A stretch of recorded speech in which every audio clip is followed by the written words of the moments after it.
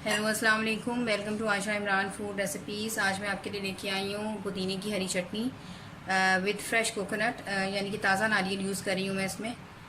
तो आए शुरू करते हैं बिस्मिल्लाहिर्रहमानिर्रहीम से। इसके इंग्रेडिएंट्स में शामिल हैं ये एक प्याली भरकर मैंने ली है हरी मिर्चों की, और ये 2 गट्टी जो हैं पुदीने की है, 1 गट्टी जो है ये मैंने हरे धनिए की ली है।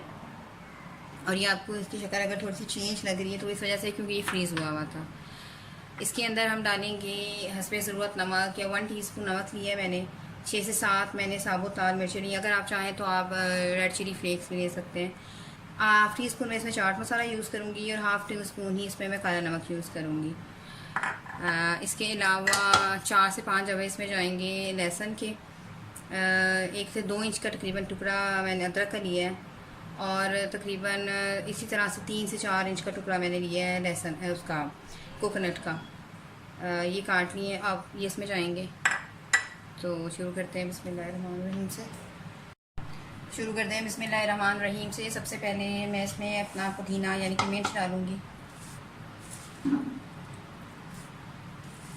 इसमें हस्बे ज़रूरत पानी डलेगा, यानी कि वो अच्छी तरह से चटनी सी बन जाए, रुके ना सारी चीज़ें। हरी मिर्चें डाल दें, साबुत भी डल जाएंगी। इसी तरह से धनिया डाल दें, और ये जितने मसाले हमने लिए थे ये सब जाएंगे। काला नमक ज़रूर यूज़ कीजिएगा, इसका बहुत अच्छा टेस्ट आता है। और ये हमारा लहसुन, अदरक और ये कोकोनट। मैं तकरीबन आधा ग्लास पानी का यूज़ करूँगी पहले, क्योंकि हमारी चीज़ों की मिकदार जो है वो ज़्यादा है।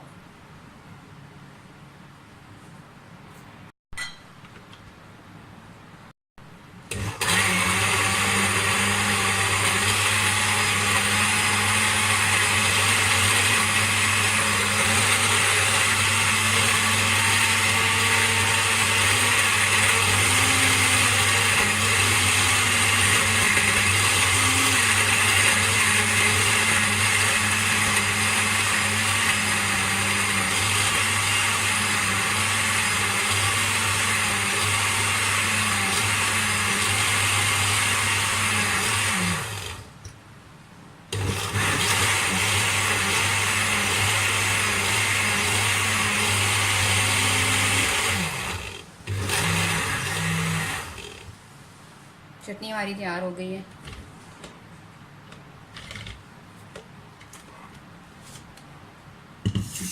मैं इसे डिश आउट करके आपको दिखाती हूँ। और ये है मेरी हरी चटनी, पुदीने की चटनी विद कोकोनट का फाइनल लुक। इसे ज़रूर बनाइएगा, आपको बहुत पसंद आएगी। इसे आप समोसों, पकौड़ों और दूसरे किस्म के स्नैक्स, और स्पेशली दही की चटनी बनाने के लिए उसमें यूज़ कर सकते हैं, बहुत अच्छी लगेगी। तो उम्मीद करती हूँ मेरी आज की रेसिपी भी आपको पसंद आई होगी। अगली रेसिपी तक के लिए अल्लाह हाफ़िज़।